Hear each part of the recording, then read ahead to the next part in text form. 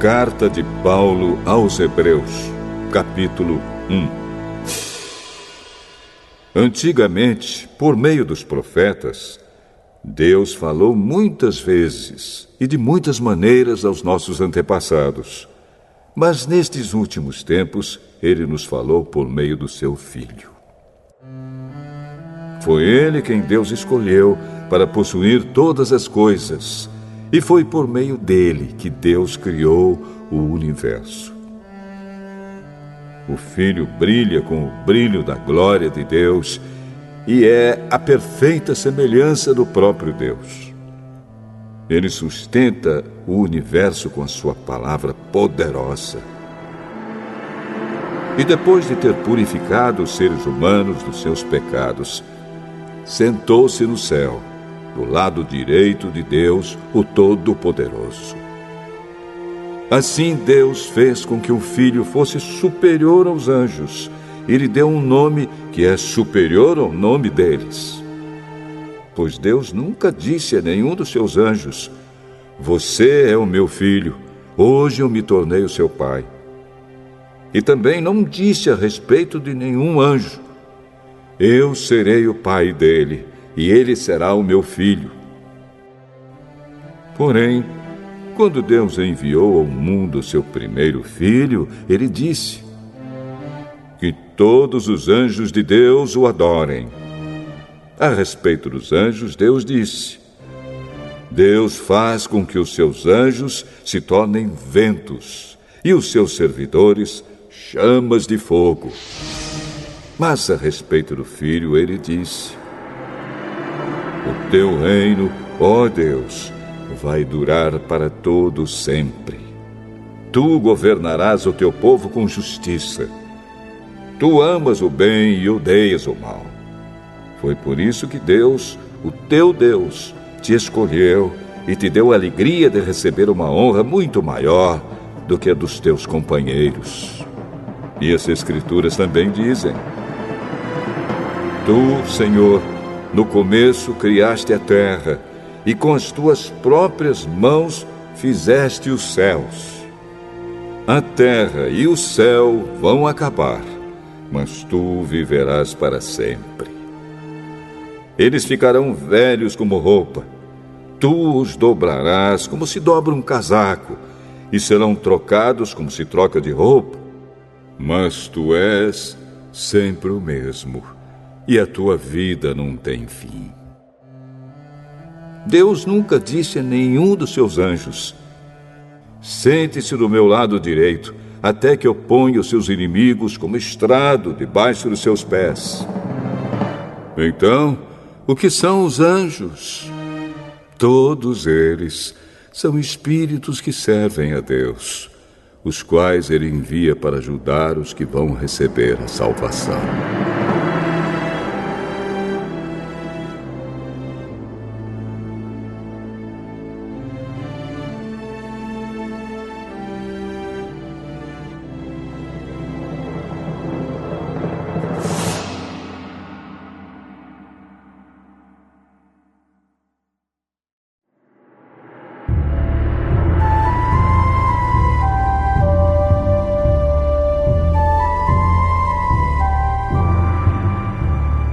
Hebreus, capítulo 2.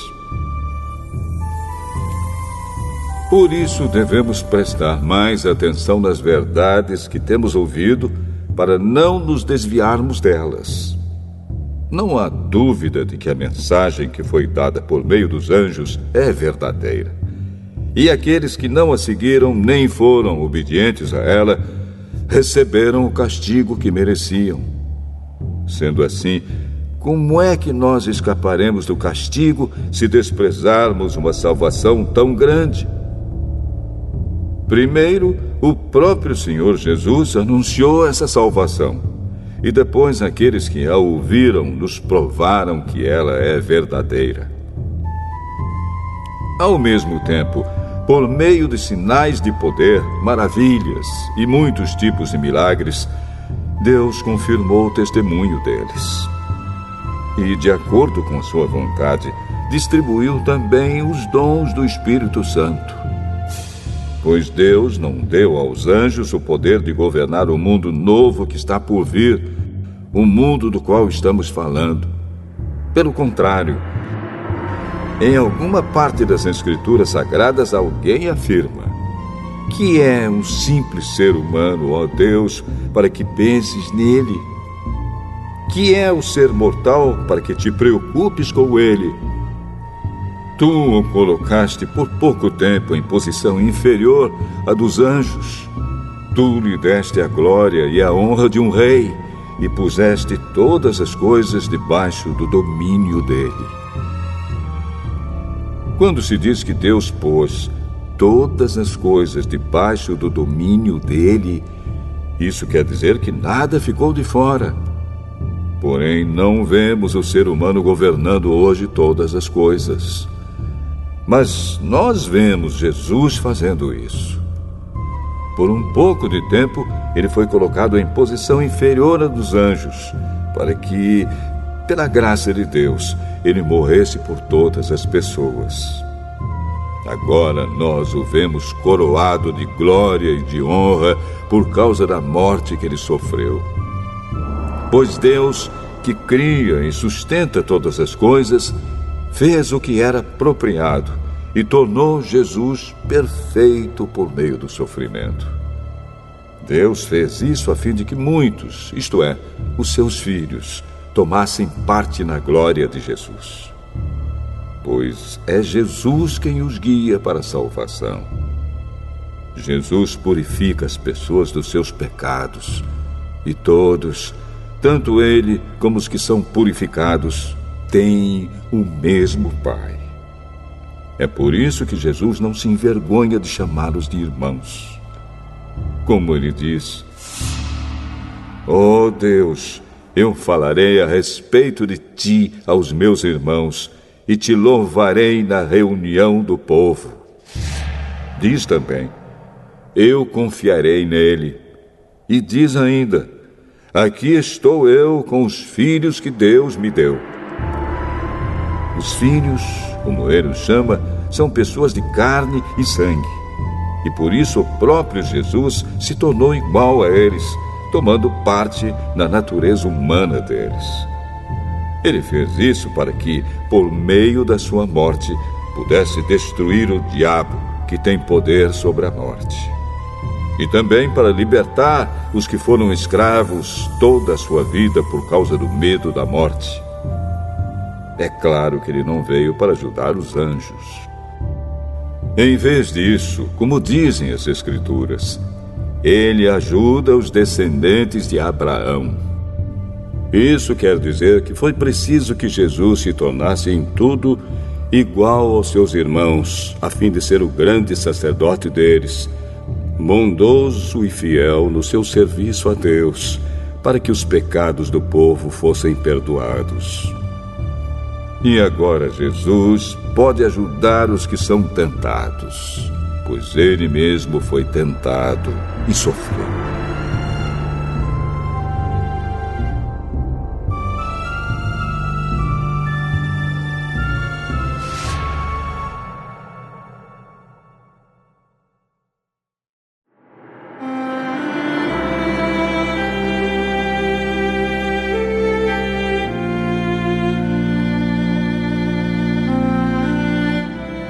Hebreus, capítulo 3.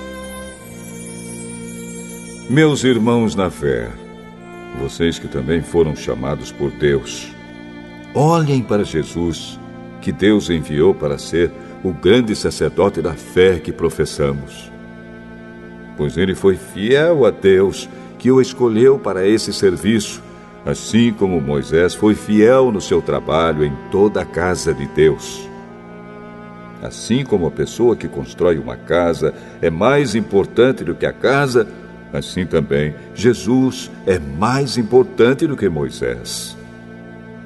Uma casa tem de ser construída por alguém, mas Deus é o construtor de tudo o que existe. E Moisés foi um servo fiel no seu trabalho na casa de Deus e falou das coisas que Deus ia dizer no futuro. Mas Cristo é fiel como filho que dirige a casa de Deus. E nós seremos a sua casa se conservarmos a nossa coragem e a nossa confiança naquilo que esperamos. Por isso, como diz o Espírito Santo, se hoje vocês ouvirem a voz de Deus, não sejam teimosos como foram os seus antepassados, quando se revoltaram contra ele no dia em que eles o puseram à prova no deserto. Ali os antepassados de vocês me desafiaram e me puseram à prova, embora eles tivessem visto o que eu fiz durante 40 anos. Por isso fiquei irritado com aquela gente e disse: eles são gente de coração perverso e não querem obedecer aos meus mandamentos. Eu fiquei irado e fiz este juramento: eles nunca entrarão na terra prometida, onde eu lhes teria dado descanso. Meus irmãos, cuidado para que nenhum de vocês tenha um coração tão mau e descrente que o leve a se afastar do Deus vivo. Pelo contrário, enquanto esse hoje de que falam as Escrituras Sagradas se aplicar a nós, animem uns aos outros, a fim de que nenhum de vocês se deixe enganar pelo pecado, nem endureça o seu coração. Pois seremos companheiros de Cristo se continuarmos firmes até o fim na confiança que temos tido desde o princípio. É isso que as Escrituras Sagradas dizem. Se hoje vocês ouvirem a voz de Deus, não sejam teimosos como foram os seus antepassados quando se revoltaram contra ele. Quem foi que ouviu a voz de Deus e se revoltou contra ele? Foram todos os que Moisés tirou do Egito. Com quem foi que Deus se irritou durante 40 anos? Foi com os que pecaram e caíram mortos no deserto. E de quem é que Deus estava falando quando fez este juramento? Eles nunca entrarão na terra prometida, onde eu lhes teria dado descanso. Ele estava falando das pessoas que se revoltaram. Portanto, vemos que elas não puderam entrar na terra prometida porque não tiveram fé.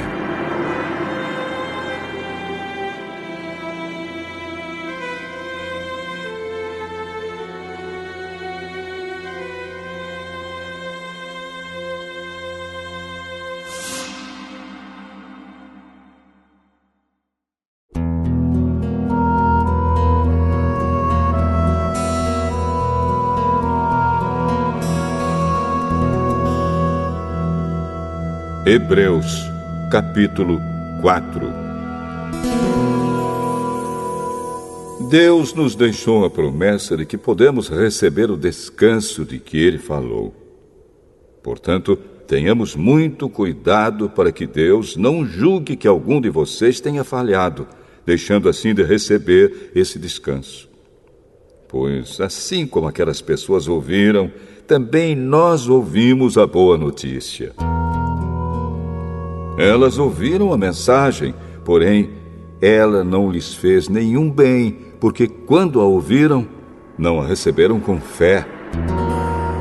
Portanto, nós, os que cremos, recebemos o descanso prometido por Deus, como Ele mesmo disse.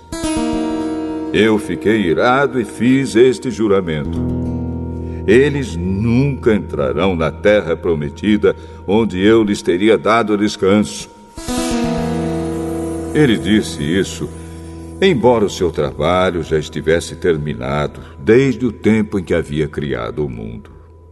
Pois a respeito do 7º dia está escrito o seguinte em alguma parte das Escrituras Sagradas: no 7º dia Deus descansou de todo o trabalho que ele havia feito.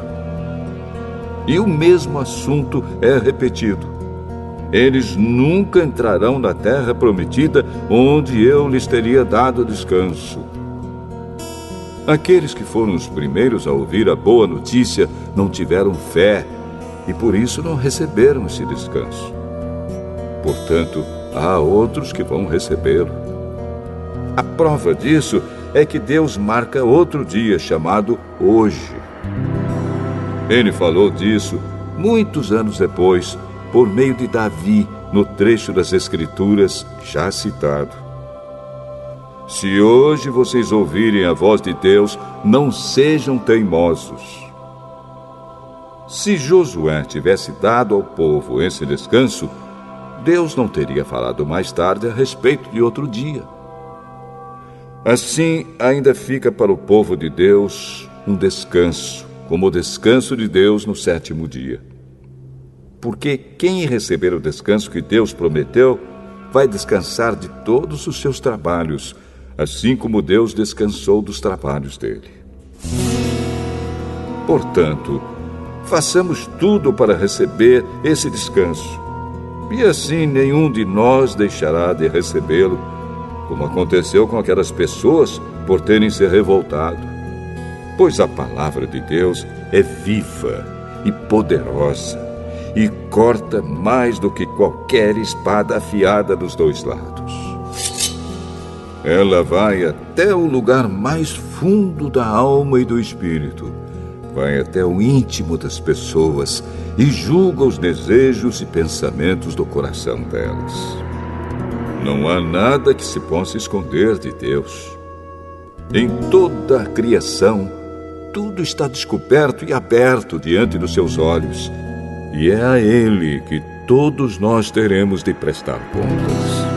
Portanto, fiquemos firmes na fé que anunciamos, pois temos um grande sacerdote poderoso, Jesus, o Filho de Deus, o qual entrou na própria presença de Deus. O nosso grande sacerdote não é como aqueles que não são capazes de compreender as nossas fraquezas. Pelo contrário, temos um grande sacerdote que foi tentado do mesmo modo que nós, mas não pecou. Por isso, tenhamos confiança e cheguemos perto do trono divino onde está a graça de Deus. Ali receberemos misericórdia e encontraremos graça sempre que precisarmos de ajuda.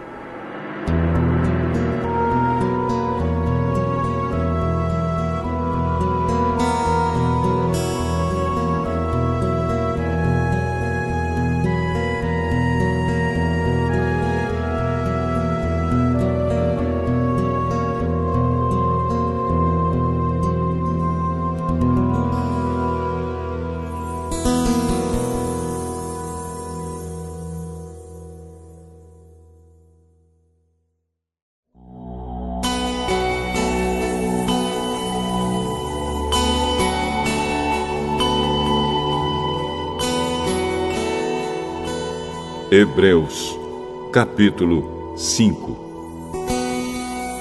Cada grande sacerdote é escolhido entre os homens e nomeado para servir a Deus em favor do povo, apresentando a Deus ofertas e sacrifícios pelos pecados. Como ele próprio tem as suas fraquezas, pode ter paciência com os ignorantes e com os que cometem erros. E porque ele mesmo é fraco, precisa oferecer sacrifícios não somente pelos pecados do povo, mas também pelos seus próprios pecados. Ninguém escolhe para si mesmo a honra de ser grande sacerdote. É somente pela vontade de Deus que um homem é chamado para ser grande sacerdote, como aconteceu com Arão. Assim também Cristo não tomou para si mesmo a honra de ser grande sacerdote. Foi Deus quem lhe deu essa honra, pois lhe disse: "Você é o meu filho. Hoje eu me tornei o seu pai." Em outro lugar das Escrituras Sagradas, ele também disse: "Você será sacerdote para sempre, na ordem do sacerdócio de Melquisedeque." Durante a sua vida aqui na terra, Cristo, em voz alta e com lágrimas, fez orações e súplicas a Deus que o podia salvar da morte. e as suas orações foram atendidas porque ele era dedicado a Deus. Embora fosse o Filho de Deus, ele aprendeu, por meio dos seus sofrimentos, a ser obediente. E depois de ser aperfeiçoado, ele se tornou a fonte da salvação eterna para todos os que lhe obedecem. E Deus o nomeou grande sacerdote na ordem do sacerdócio de Melquisedeque. Temos muito o que dizer a respeito desse assunto, mas por que vocês custam a entender as coisas? É difícil explicá-las. Depois de tanto tempo, vocês já deviam ser mestres, mas ainda precisam de alguém que lhes ensine as primeiras lições dos ensinamentos de Deus. Em vez de alimento sólido, vocês ainda precisam de leite. E quem precisa de leite ainda é criança e não tem nenhuma experiência para saber o que está certo ou errado. Porém, a comida dos adultos é sólida, pois eles, pela prática, sabem a diferença entre o que é bom e o que é mau.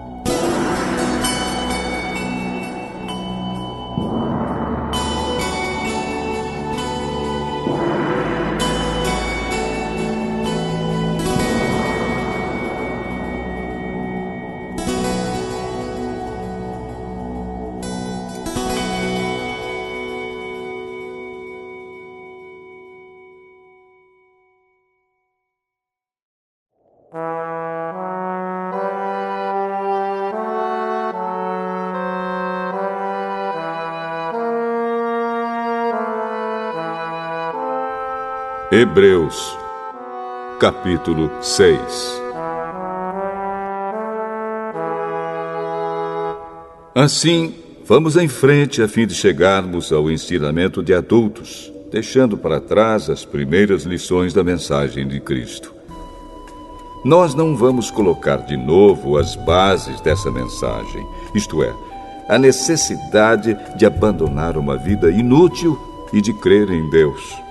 O ensinamento a respeito dos batismos e da cerimônia de pôr as mãos sobre os cristãos, e a ressurreição dos mortos e o julgamento eterno. Vamos em frente, e se Deus quiser, é isso que faremos. Como é que as pessoas que abandonaram a fé podem se arrepender de novo? Elas já estavam na luz de Deus, já haviam experimentado o dom do céu e recebido a sua parte do Espírito Santo. Já haviam conhecido por experiência que a palavra de Deus é boa e tinham experimentado os poderes do mundo que há de vir. Mas depois abandonaram a fé.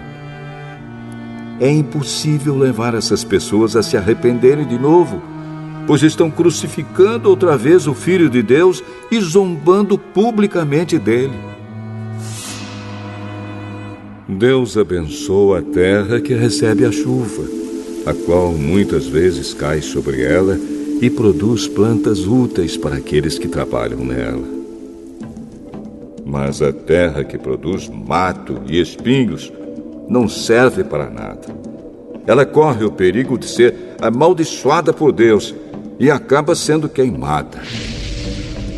Porém, ainda que falemos dessa maneira, meus queridos irmãos, estamos certos de que vocês têm as melhores bênçãos que vêm da salvação. Deus não é injusto. Ele não esquece o trabalho que vocês fizeram, nem o amor que lhe mostraram na ajuda que deram e ainda estão dando aos seus irmãos na fé. O nosso profundo desejo é que cada um de vocês continue com entusiasmo até o fim, para que de fato recebam o que esperam.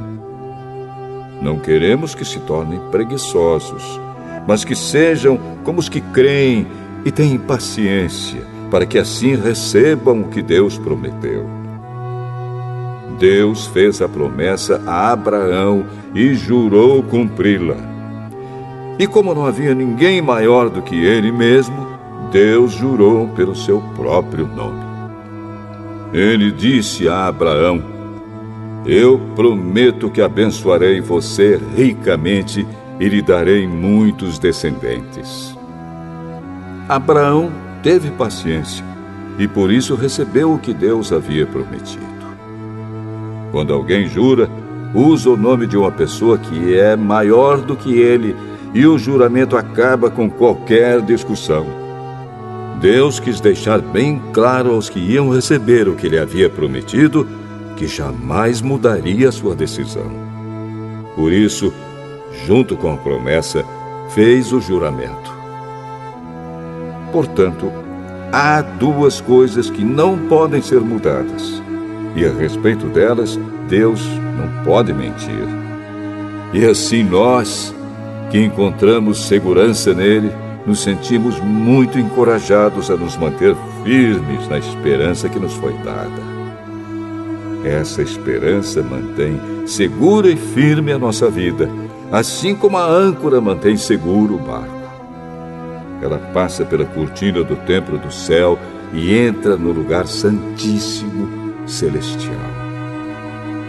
Foi lá que, para o nosso bem, Jesus entrou antes de nós. E ele se tornou para sempre o grande sacerdote, na ordem do sacerdócio de Melquisedeque.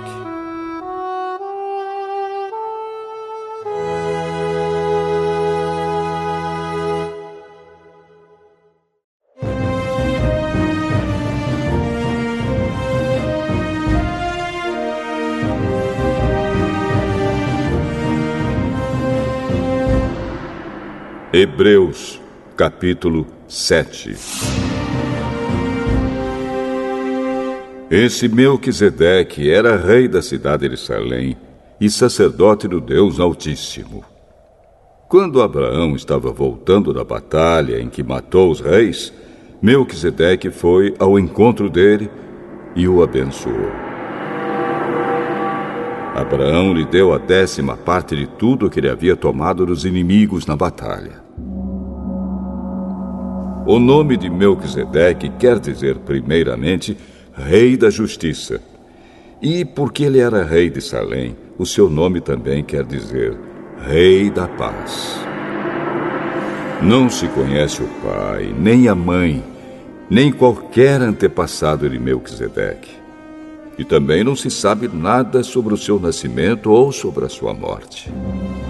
Por ser como filho de Deus, ele continua sacerdote para sempre. Vejam como Melquisedeque era grande. Abraão, o patriarca, lhe deu a 10ª parte de tudo que havia tomado dos inimigos na batalha. Conforme a lei de Moisés, os sacerdotes, que são descendentes de Levi, têm a obrigação de receber do povo a 10ª parte de tudo. Eles recebem dos seus próprios patrícios, embora estes também sejam descendentes de Abraão. Melquisedeque não era descendente de Levi, mas recebeu a 10ª parte daquilo que Abraão havia tomado na batalha e o abençoou. Sim, abençoou o próprio Abraão, que havia recebido as promessas de Deus. Não há dúvida de que aquele que abençoa é mais importante do que aquele que é abençoado. No caso dos sacerdotes, a 10ª parte é recebida por homens que um dia vão morrer. Mas, no caso de Melquisedeque, como dizem as Escrituras Sagradas, a 10ª parte foi recebida por alguém que continua vivo. Portanto, quando Abraão pagou a 10ª parte, Levi, cujos descendentes recebem a 10ª parte, também pagou. Pois Levi não tinha nascido e, por assim dizer, ainda estava no corpo do seu antepassado Abraão quando este se encontrou com Melquisedeque. A lei que o povo de Israel recebeu se baseava no sacerdócio dos levitas. Ora, se o trabalho dos sacerdotes levitas tivesse sido perfeito, não haveria necessidade de aparecer outro tipo de sacerdote da ordem do sacerdócio de Melquisedeque e não da ordem de Arão. Pois quando se muda o sacerdócio, a lei também precisa ser mudada. E o nosso Senhor Jesus, a respeito de quem são ditas essas coisas, pertencia a outra tribo. E nenhum membro dessa tribo jamais serviu como sacerdote. É sabido que, por nascimento, Jesus, o nosso Senhor, pertencia à tribo de Judá. E Moisés não disse nada dessa tribo quando falou a respeito de sacerdotes. E tudo isso se torna bem mais claro, pois surgiu um sacerdote diferente, parecido com Melquisedeque. Ele não foi feito sacerdote pelas leis ou regras humanas, porém se tornou sacerdote por meio do poder de uma vida que não tem fim. Porque as Escrituras Sagradas dizem: você será sacerdote para sempre, na ordem do sacerdócio de Melquisedeque. Assim, a regra antiga foi anulada porque era fraca e inútil, pois a lei não podia aperfeiçoar nada. Mas agora, Deus nos deu uma esperança melhor, por meio da qual chegamos perto dele. Além disso, há o juramento de Deus. Não houve juramento quando os outros se tornaram sacerdotes. Porém, houve juramento quando Jesus se tornou sacerdote, pois Deus lhe disse: o Senhor jurou e não voltará atrás. Ele disse: você será sacerdote para sempre. Portanto, essa diferença também faz com que Jesus seja a garantia de uma aliança melhor. Há ainda outra diferença. Os outros sacerdotes foram muitos porque morriam e não podiam continuar o seu trabalho. Mas Jesus vive para sempre e o seu sacerdócio não passa para ninguém. E por isso ele pode, hoje e sempre, salvar as pessoas que vão a Deus por meio dele, porque Jesus vive para sempre a fim de pedir a Deus em favor delas. Por isso Jesus é o grande sacerdote de que necessitamos. Ele é perfeito e não tem nenhum pecado ou falha. Ele foi separado dos pecadores e elevado acima dos céus. Ele não é como os outros grandes sacerdotes. Não precisa oferecer sacrifícios todos os dias, primeiro pelos seus próprios pecados e depois pelos pecados do povo. Ele ofereceu um sacrifício uma vez por todas, quando se ofereceu a si mesmo. A lei de Moisés escolheu homens que são imperfeitos para serem grandes sacerdotes. Mas, pela promessa feita com juramento, a qual veio depois da lei de Moisés, Deus escolhe o Filho que se tornou perfeito para sempre.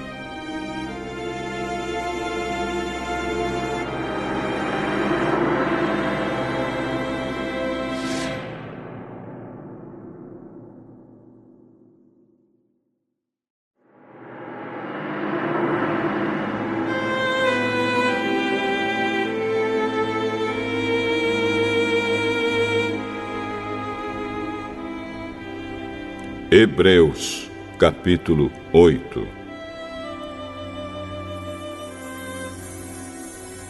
A coisa mais importante de tudo o que estamos dizendo tem a ver com o sacerdote que nós temos. Ele é o grande sacerdote que está sentado no céu, do lado direito do trono de Deus, o Todo-Poderoso. Ele faz o seu serviço no lugar santíssimo, na verdadeira tenda, que foi armada pelo Senhor e não por seres humanos. Todo grande sacerdote é escolhido para apresentar a Deus as ofertas e os sacrifícios de animais. E por isso é necessário que o nosso grande sacerdote tenha também alguma coisa para oferecer. Se ele estivesse na terra, não seria sacerdote, pois existem sacerdotes que apresentam as ofertas de acordo com a lei de Moisés. O trabalho que esses sacerdotes fazem é, de fato, somente uma cópia e uma sombra do que está no céu. Foi isso que aconteceu quando Deus falou com Moisés. Quando Moisés estava para construir a tenda, Deus disse: tenha cuidado para fazer tudo de acordo com o modelo que eu lhe mostrei no monte. Mas, de fato, Jesus foi encarregado de um serviço sacerdotal que é superior ao dos sacerdotes. Pois a aliança que ele conseguiu é melhor, porque ela se baseia em promessas de coisas melhores. Pois, se a primeira aliança tivesse sido perfeita, não seria necessária uma nova aliança. Mas Deus vê que o seu povo é culpado e diz: está chegando o tempo, diz o Senhor, em que farei uma nova aliança com o povo de Israel e com o povo de Judá. Essa aliança não será como aquela que eu fiz com os antepassados deles, no dia em que os peguei pela mão e os tirei da terra do Egito. Não foram fiéis à aliança que fiz com eles, e por isso, diz o Senhor, eu os desprezei. Quando esse tempo chegar, diz o Senhor, farei com o povo de Israel esta aliança. Eu porei as minhas leis na mente deles, e no coração deles as escreverei. Eu serei o Deus deles, e eles serão o meu povo.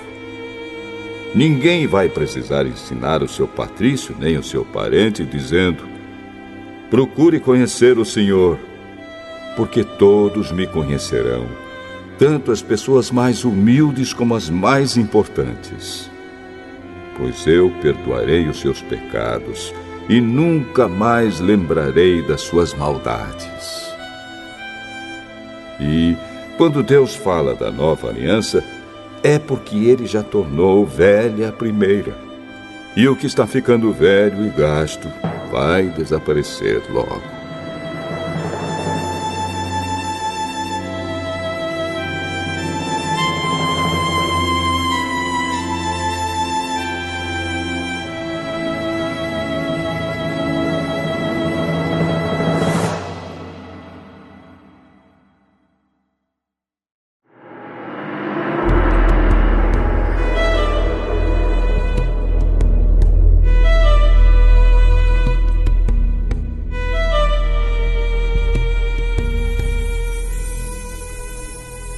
Hebreus, capítulo 9.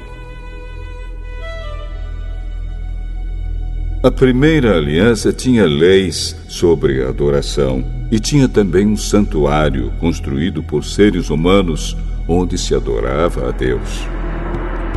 Foi armada uma tenda dividida em duas partes. Na parte da frente, chamada Lugar Santo, ficavam o candelabro e a mesa com os pães oferecidos a Deus. Atrás da segunda cortina ficava a parte que era chamada de Lugar Santíssimo. Ali estava colocado o altar de ouro, onde era queimado o incenso, e também estava colocada a Arca da Aliança, toda coberta de ouro. Dentro da arca estavam a vasilha de ouro com o maná, o bastão de Arão, do qual tinham saído brotos, e as duas placas de pedra com os mandamentos escritos nelas. Em cima da arca, representando a presença divina, estavam os querubins, com as suas asas abertas sobre o lugar onde os pecados eram perdoados. Mas agora não é o momento de explicar os detalhes dessas coisas. Depois de tudo isso ter sido preparado, os sacerdotes entram todos os dias na parte da frente da tenda, que é o lugar santo, para cumprir os seus deveres religiosos. Mas somente o grande sacerdote entra na parte de trás, que é o lugar santíssimo, e isso apenas uma vez por ano. Ele oferece a Deus o sangue de animais em favor de si mesmo e também pelos pecados que o povo cometeu sem saber que estava pecando. Por meio disso tudo, o Espírito Santo nos ensina de modo bem claro que a entrada para o lugar santíssimo ainda não foi aberta enquanto a parte da frente, que é o lugar santo, continuar sendo usada. Isso é um símbolo para hoje. Quer dizer que as ofertas e os sacrifícios de animais oferecidos a Deus não tornam perfeito o coração das pessoas que o adoram. Essas ofertas e sacrifícios têm a ver somente com comida, com bebida e com várias cerimônias de purificação. São regras externas que têm valor somente até que Deus renove todas as coisas. Mas Cristo veio como o grande sacerdote das coisas boas que já estão aqui. A tenda em que ele serve é melhor e mais perfeita e não foi construída por seres humanos, isto é, não é deste mundo. Quando Cristo veio e entrou uma vez por todas no lugar santíssimo, ele não levou consigo sangue de bodes ou de bezerros para oferecer como sacrifício. Pelo contrário, ele ofereceu o seu próprio sangue e conseguiu para nós a salvação eterna. O sangue de bodes e de touros e as cinzas da bezerra queimada são espalhados sobre as pessoas impuras e elas ficam purificadas por fora. Se isso é assim, imagine então quanto maior ainda é o poder do sangue de Cristo. Por meio do Espírito Eterno, ele se ofereceu a si mesmo a Deus como sacrifício sem defeito. E o seu sangue nos purifica por dentro, tirando as nossas culpas. Assim podemos servir ao Deus vivo, pois já não praticamos cerimônias que não valem nada.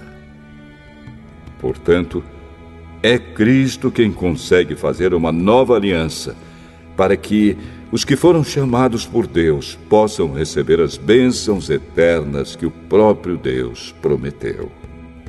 Isso pode ser feito porque houve uma morte que livrou as pessoas dos pecados que praticaram enquanto a primeira aliança estava em vigor.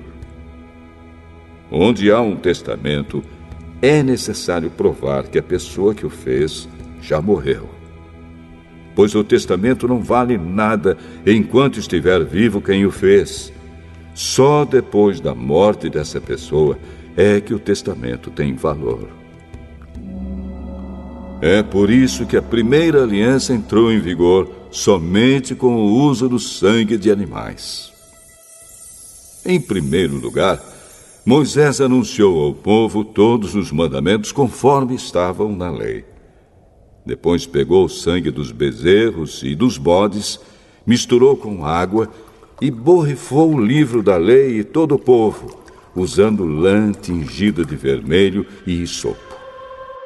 Então disse: Este é o sangue que sela a aliança que Deus mandou vocês obedecerem. Da mesma forma, Moisés também borrifou sangue sobre a tenda e sobre todos os objetos usados na adoração. De fato, de acordo com a lei, quase tudo é purificado com sangue. E não havendo derramamento de sangue, não há perdão de pecados. Essas coisas, que eram cópias das realidades celestiais, deviam ser purificadas desse modo. Mas as próprias coisas celestiais exigem sacrifícios bem melhores. Cristo não entrou num lugar santo feito por seres humanos, que é a cópia do verdadeiro lugar. Ele entrou no próprio céu, onde agora aparece na presença de Deus para pedir em nosso favor. O grande sacerdote entra todos os anos no lugar santíssimo, levando consigo o sangue de um animal. Porém, Cristo não entrou para se oferecer muitas vezes. Se fosse assim, ele teria de sofrer muitas vezes desde a criação do mundo. Pelo contrário, uma vez por todas ele apareceu agora, quando os tempos estão chegando ao fim, para tirar os pecados por meio do sacrifício de si mesmo. Cada pessoa tem de morrer uma vez só e depois ser julgada por Deus.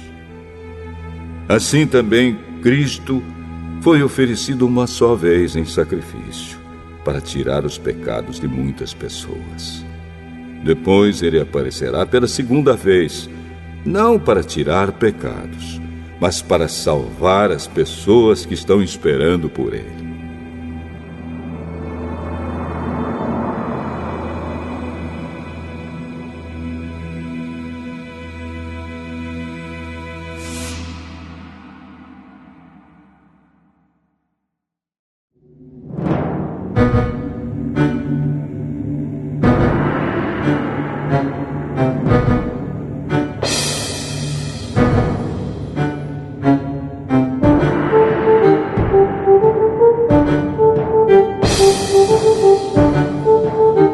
Hebreus, capítulo 10. A lei dada por Moisés não é um modelo completo e fiel das coisas verdadeiras. É apenas uma sombra das coisas boas que estão para vir. Os mesmos sacrifícios são oferecidos sempre, ano após ano.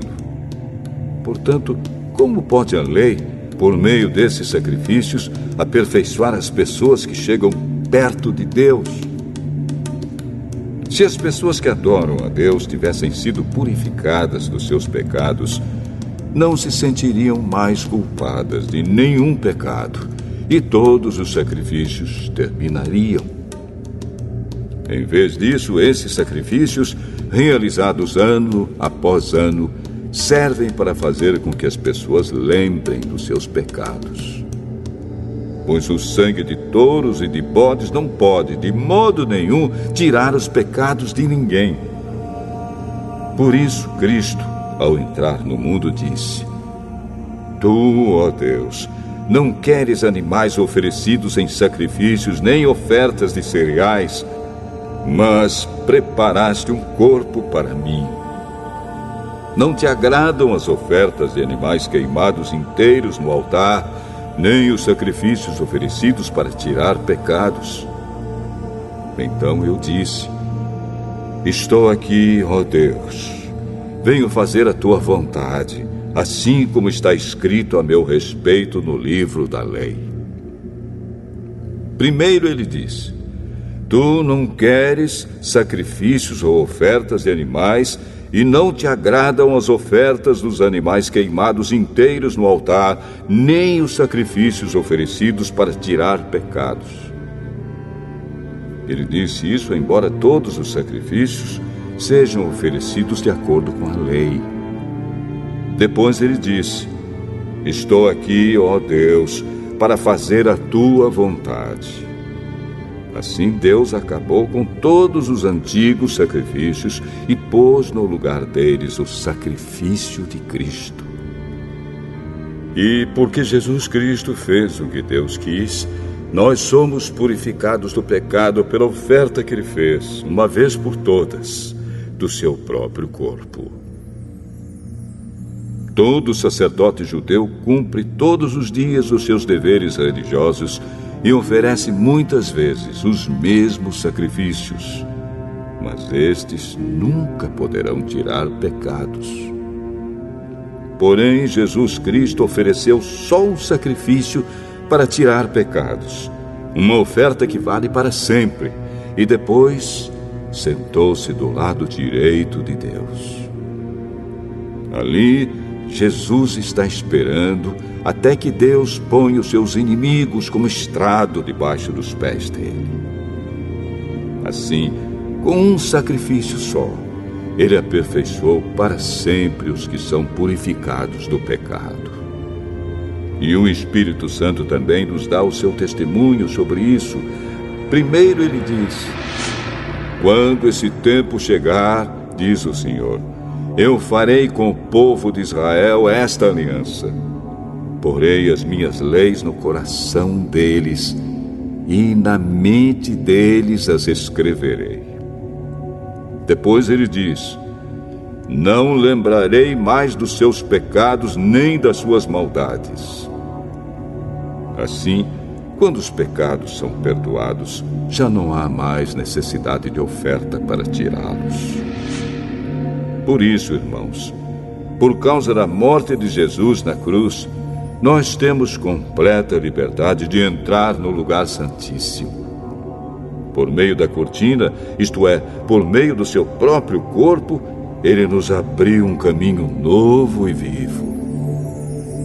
Nós temos um grande sacerdote para dirigir a casa de Deus. Portanto, cheguemos perto de Deus com um coração sincero e uma fé firme, com a consciência limpa das nossas culpas e com o corpo lavado com a água pura. Guardemos firmemente a esperança da fé que professamos, pois podemos confiar que Deus cumprirá as suas promessas. Pensemos uns nos outros, a fim de ajudarmos todos a terem mais amor e a fazerem o bem. Não abandonemos, como alguns estão fazendo, o costume de assistir às nossas reuniões. Pelo contrário, animemos uns aos outros, e ainda mais agora que vocês veem que o dia está chegando. Pois, se continuarmos a pecar de propósito, depois de conhecer a verdade, já não há mais sacrifício que possa tirar os nossos pecados. Pelo contrário, resta apenas o medo do que acontecerá. Medo do julgamento e do fogo violento que destruirá os que são contra Deus. Quem desobedece à lei de Moisés é condenado sem dó à morte, se for julgado culpado depois de ouvido o testemunho de 2 pessoas, pelo menos. Então, o que será que vai acontecer com os que desprezam o Filho de Deus e consideram como coisa sem valor o sangue da aliança de Deus, que os purificou? E o que acontecerá com quem insulta o Espírito de Deus, que o ama? Imaginem como será pior ainda o castigo que essa pessoa vai merecer. Pois sabemos quem foi que disse: eu me vingarei, eu acertarei contas com eles. E quem também disse: o Senhor julgará o seu povo. Que coisa terrível é cair nas mãos do Deus vivo. Lembrem do que aconteceu no passado. Naqueles dias, depois que a luz de Deus os iluminou, vocês sofreram muitas coisas, mas não foram vencidos na luta. Alguns foram insultados e maltratados publicamente, e em outras ocasiões vocês estavam prontos para tomar parte no sofrimento dos que foram tratados assim. Vocês participaram do sofrimento dos prisioneiros. E quando tudo o que vocês tinham foi tirado, vocês suportaram isso com alegria, porque sabiam que possuíam uma coisa muito melhor, que dura para sempre. Portanto, não percam a coragem, pois ela traz uma grande recompensa. Vocês precisam ter paciência para poder fazer a vontade de Deus e receber o que Ele promete. Pois, como Ele diz nas Escrituras Sagradas, um pouco mais de tempo, um pouco mesmo, e virá aquele que tem de vir. Ele não vai demorar. E todos aqueles que eu aceito terão fé em mim e viverão. Mas, se uma pessoa voltar atrás, eu não ficarei contente com ela. Nós não somos gente que volta atrás e se perde. Pelo contrário, temos fé e somos salvos.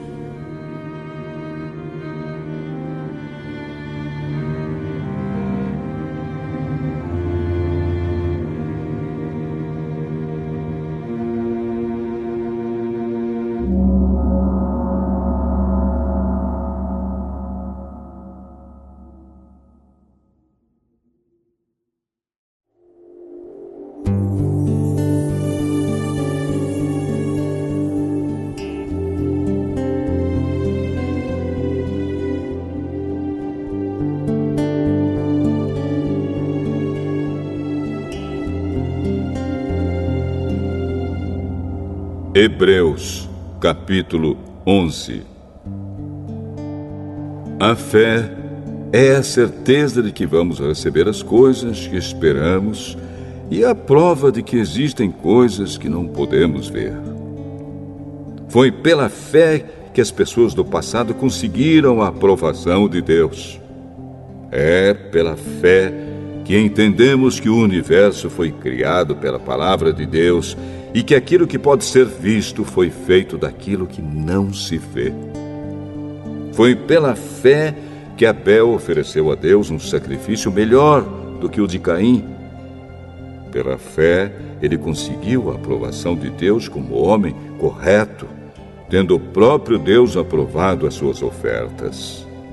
Por meio da sua fé, Abel, mesmo depois de morto, ainda fala. Foi pela fé que Enoque escapou da morte. Ele foi levado para Deus e ninguém o encontrou, porque Deus mesmo o havia levado. As Escrituras Sagradas dizem que antes disso ele já havia agradado a Deus. Sem fé, ninguém pode agradar a Deus, porque quem vai a Ele precisa crer que Ele existe e que recompensa os que procuram conhecer o melhor. Foi pela fé que Noé ouviu os avisos de Deus sobre as coisas que iam acontecer e que não podiam ser vistas. Noé obedeceu a Deus e construiu uma barca em que ele e a sua família foram salvos. Assim, Noé condenou o mundo e recebeu de Deus a aprovação que vem por meio da fé. Foi pela fé que Abraão, ao ser chamado por Deus, obedeceu e saiu para uma terra que Deus lhe prometeu dar. Ele deixou o seu próprio país sem saber para onde ia. Pela fé, ele morou como estrangeiro na terra que Deus lhe havia prometido. Viveu em barracas com Isaque e Jacó, que também receberam a mesma promessa de Deus. Porque Abraão esperava a cidade que Deus planejou e construiu, a cidade que tem alicerces que não podem ser destruídos. Foi pela fé que Abraão se tornou pai, embora fosse velho demais, e a própria Sara não pudesse mais ter filhos. Ele creu que Deus ia cumprir a sua promessa. Assim, de um só homem, que estava praticamente morto, nasceram tantos descendentes como as estrelas do céu, tão numerosos como os grãos de areia da praia do mar. Todos esses morreram cheios de fé. Não receberam as coisas que Deus tinha prometido, mas as viram de longe e ficaram contentes por causa delas. E declararam que eram estrangeiros e refugiados de passagem por este mundo. E aqueles que dizem isso mostram bem claro que estão procurando uma pátria para si mesmos. Não ficaram pensando em voltar para a terra de onde tinham saído. Se quisessem, teriam a oportunidade de voltar. Mas, pelo contrário, estavam procurando uma pátria melhor, a pátria celestial. E Deus não se envergonha de ser chamado de o Deus deles, porque Ele mesmo preparou uma cidade para eles. Foi pela fé que Abraão, quando Deus o quis pôr à prova, ofereceu seu filho Isaque em sacrifício. Deus tinha prometido muitos descendentes a Abraão, mas mesmo assim ele estava pronto para oferecer o seu único filho em sacrifício. Deus lhe tinha dito: por meio de Isaque é que você terá descendentes. Abraão reconhecia que Deus era capaz de ressuscitar Isaque, e por assim dizer, Abraão tornou a receber da morte o seu filho Isaque. Foi pela fé que Isaque prometeu bênçãos para o futuro a Jacó e a Esaú. Foi pela fé que Jacó, pouco antes de morrer, abençoou os filhos de José. Ele se apoiou na sua bengala e adorou a Deus. Foi pela fé que José, quando estava para morrer, falou da saída dos israelitas do Egito e deu ordens sobre o que deveria ser feito com o seu corpo. Foi pela fé que os pais de Moisés, quando ele nasceu, o esconderam durante 3 meses. Eles viram que o menino era bonito e não tiveram medo de desobedecer a ordem do rei. Foi pela fé que Moisés, quando já era adulto, não quis ser chamado de filho da filha de Faraó.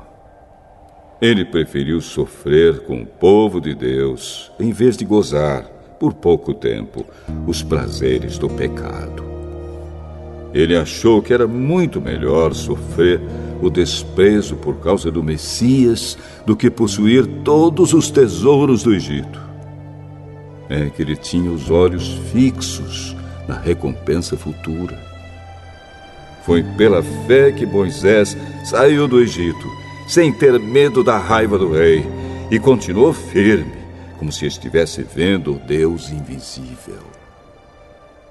Pela fé, Moisés começou o costume de celebrar a Páscoa e mandou marcar com sangue as portas das casas dos israelitas para que o anjo da morte não matasse os filhos mais velhos deles.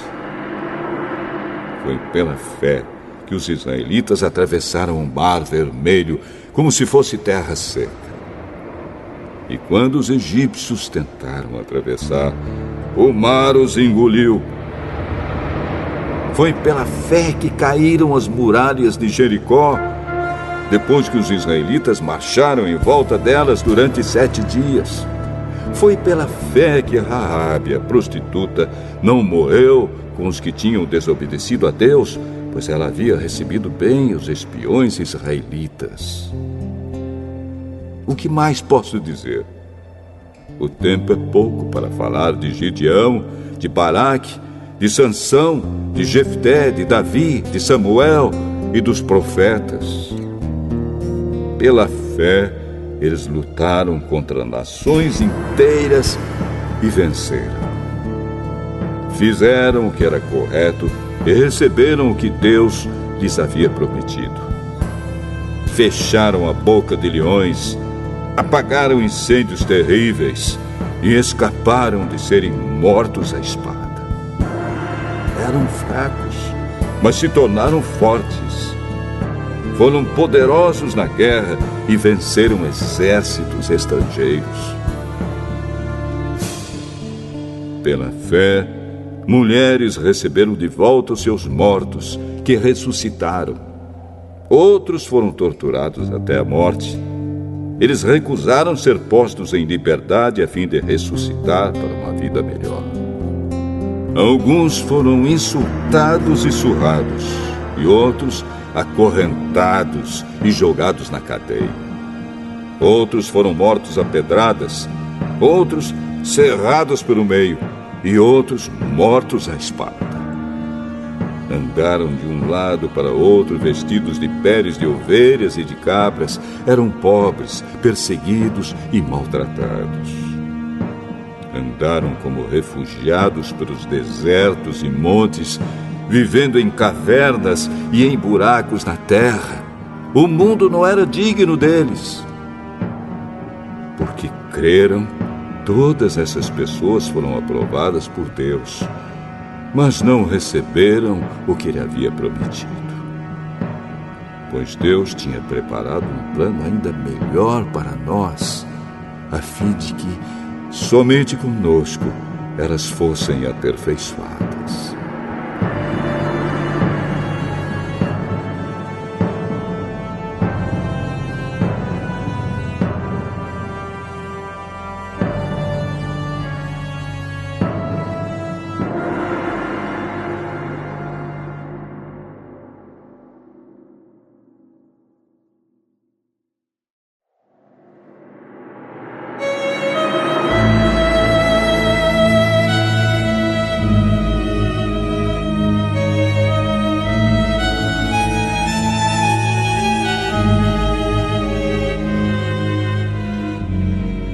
Hebreus, capítulo 12.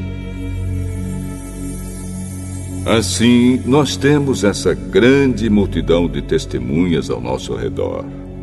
Portanto, deixemos de lado tudo o que nos atrapalha e o pecado que se agarra firmemente em nós e continuemos a correr sem desanimar a corrida marcada para nós. Conservemos os nossos olhos fixos em Jesus, pois é por meio dele que a nossa fé começa, e é ele quem aperfeiçoa essa fé. Ele não deixou que a cruz fizesse com que ele desistisse. Pelo contrário, por causa da alegria que lhe foi prometida, ele não se importou com a humilhação de morrer na cruz e agora está sentado do lado direito do trono de Deus. Pensem no sofrimento dele e como suportou com paciência o ódio dos pecadores. Assim vocês não desanimem, nem desistam, porque na luta contra o pecado vocês ainda não tiveram de combater até a morte. Será que vocês já esqueceram as palavras de encorajamento que Deus lhes disse, como se vocês fossem filhos dele? Pois ele disse: preste atenção, meu filho, quando o Senhor o castiga, e não se desanime quando ele o repreende. Pois o Senhor corrige quem ele ama e castiga quem ele aceita como filho. Suportem o sofrimento com paciência, como se fosse um castigo dado por um pai, pois o sofrimento de vocês mostra que Deus os está tratando como seus filhos. Será que existe algum filho que nunca foi corrigido pelo pai? Se vocês não são corrigidos, como acontece com todos os filhos de Deus, então não são filhos de verdade, mas filhos ilegítimos. No caso dos nossos pais humanos, eles nos corrigiam e nós os respeitávamos. Então devemos obedecer muito mais ainda ao nosso Pai Celestial, e assim viveremos. Os nossos pais humanos nos corrigiam durante pouco tempo, pois achavam que isso era certo. Mas Deus nos corrige para o nosso próprio bem, para que participemos da sua santidade. Quando somos corrigidos, isso no momento nos parece motivo de tristeza e não de alegria. Porém, mais tarde, os que foram corrigidos recebem como recompensa uma vida correta e de paz. Portanto, levantem as suas mãos cansadas e fortaleçam os seus joelhos enfraquecidos. Andem por caminhos aplanados, para que o pé aleijado não manque, mas seja curado. Procurem ter paz com todos e se esforcem para viver uma vida completamente dedicada ao Senhor, pois sem isso ninguém o verá. Tomem cuidado para que ninguém abandone a graça de Deus. Cuidado para que ninguém se torne como uma planta amarga que cresce e prejudica muita gente com o seu veneno. E tomem cuidado também para que ninguém se torne imoral ou perca o respeito pelas coisas sagradas, como Esaú, que por causa de um prato de comida vendeu seus direitos de filho mais velho. Como vocês sabem, depois ele quis receber a bênção do seu pai, mas foi rejeitado porque não encontrou um modo de mudar o que havia feito, embora procurasse fazer isso até mesmo com lágrimas. Vocês não foram como o povo de Israel. Vocês não chegaram perto de alguma coisa que se pode tocar, como o Monte Sinai com seu fogo destruidor, a escuridão e as trevas, a tempestade, o barulho de trombeta e o som de uma voz. Quando os israelitas ouviram a voz, pediram que ela não dissesse mais nada pois eles não podiam suportar a ordem que dizia: até um animal, se tocar o monte, deverá ser morto a pedradas. O que estavam vendo era tão terrível que Moisés disse: estou tremendo de medo. Pelo contrário, vocês chegaram ao Monte Sião e à cidade do Deus vivo, a Jerusalém celestial com seus milhares de anjos. Vocês chegaram à reunião alegre dos filhos mais velhos de Deus, isto é, daqueles que têm o nome deles escrito no céu. Vocês chegaram até Deus, que é o juiz de todos, e chegaram também aos espíritos dos que são corretos e que foram aperfeiçoados. Vocês chegaram até Jesus, que fez a nova aliança e que borrifou o sangue que fala de coisas muito melhores do que o sangue de Abel. Portanto, tenham cuidado e não recusem ouvir aquele que fala. Aqueles que recusaram ouvir a pessoa que entregou a mensagem divina na terra não puderam escapar. Por isso, muito menos escaparemos nós se rejeitarmos aquele que lá do céu nos fala. Naquele tempo, a voz de Deus fez com que a terra estremecesse. Mas agora ele prometeu isto: mais uma vez farei com que trema não somente a terra, mas também o céu. As palavras "mais uma vez" mostram bem que as coisas criadas serão abaladas e mudadas, para que as que não podem ser abaladas continuem como estão. Por isso, sejamos agradecidos, pois já recebemos um reino que não pode ser abalado. Sejamos agradecidos e adoremos a Deus de um modo que o agrade, com respeito e temor. Porque, na verdade, o nosso Deus é um fogo destruidor.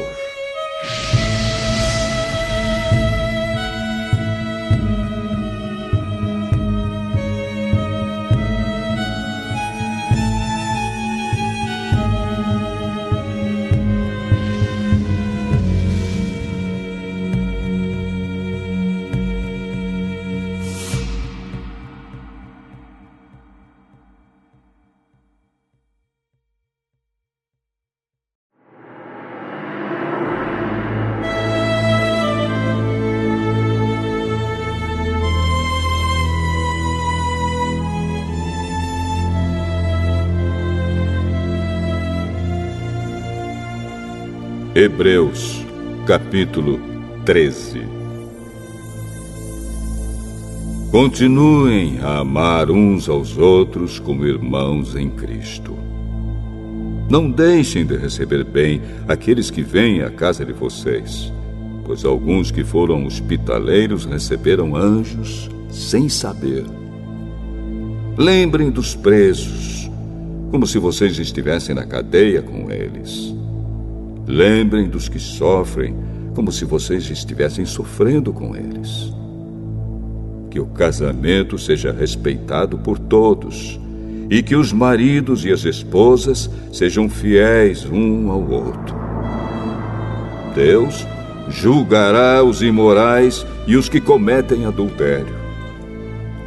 Não se deixem dominar pelo amor ao dinheiro, e fiquem satisfeitos com o que vocês têm, pois Deus diz: eu nunca os deixarei e jamais os abandonarei. Portanto, sejamos corajosos e afirmemos: o Senhor é quem me ajuda e eu não tenho medo. Que mal pode alguém me fazer?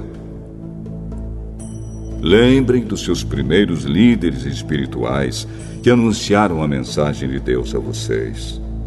Pensem como eles viveram e morreram e imitem a fé que eles tinham. Jesus Cristo é o mesmo ontem, hoje e sempre. Não se deixem levar por ensinamentos diferentes e estranhos que tiram vocês do caminho certo. É bom sermos espiritualmente fortes por meio da graça de Deus e não por meio da obediência a regras sobre alimentos. Pois os que obedecem a essas regras não têm sido ajudados por elas. Os sacerdotes que servem no templo não têm o direito de comer do sacrifício que é oferecido sobre o nosso altar. O grande sacerdote leva o sangue de animais para dentro do lugar santíssimo, a fim de oferecê-lo como sacrifício pelos pecados. Mas os corpos dos animais são queimados fora do acampamento. Por isso, Jesus também morreu fora da cidade de Jerusalém para, com o seu próprio sangue, purificar o povo dos seus pecados. Portanto, vamos para perto de Jesus, fora do acampamento, e soframos a mesma desonra que ele sofreu. Porque neste mundo não temos nenhuma cidade que dure para sempre. Pelo contrário, procuramos a cidade que virá depois. Por isso, por meio de Jesus Cristo, ofereçamos sempre louvor a Deus. Esse louvor é o sacrifício que apresentamos, a oferta que é dada por lábios que confessam a sua fé nele. Não deixem de fazer o bem e de ajudar uns aos outros, pois são esses os sacrifícios que agradam a Deus. Obedeçam aos seus líderes e sigam as suas ordens, pois eles cuidam sempre das necessidades espirituais de vocês, porque sabem que vão prestar contas disso a Deus. Se vocês obedecerem, eles farão o trabalho com alegria. Mas, se vocês não obedecerem, eles trabalharão com tristeza. E isso não ajudará vocês em nada. Continuem a orar por nós. Temos certeza de que a nossa consciência está limpa, pois sempre queremos fazer o que é correto. E peço a vocês, de modo todo especial, que orem para que Deus me mande de volta a vocês o mais depressa possível. Deus ressuscitou nosso Senhor Jesus, que por causa da sua morte na cruz, é o grande pastor do rebanho. E é por meio do sangue de Jesus que a aliança eterna é selada. Que o Deus de paz lhes dê tudo de bom que vocês precisam para fazer a sua vontade. E que Ele, por meio de Jesus Cristo, faça em nós tudo o que lhe agrada. E a Cristo seja dada a glória para todo sempre. Amém. Meus irmãos, peço que escutem com paciência essas palavras de ânimo, pois esta carta que escrevi não é muito longa. Quero que saibam que o nosso irmão Timóteo já saiu da cadeia. Se ele vier logo, eu o levarei comigo quando for ver vocês. Saudações a todos os líderes da igreja daí e a todo o povo de Deus. Os irmãos da Itália também mandam saudações a vocês. Que a graça de Deus esteja com todos vocês.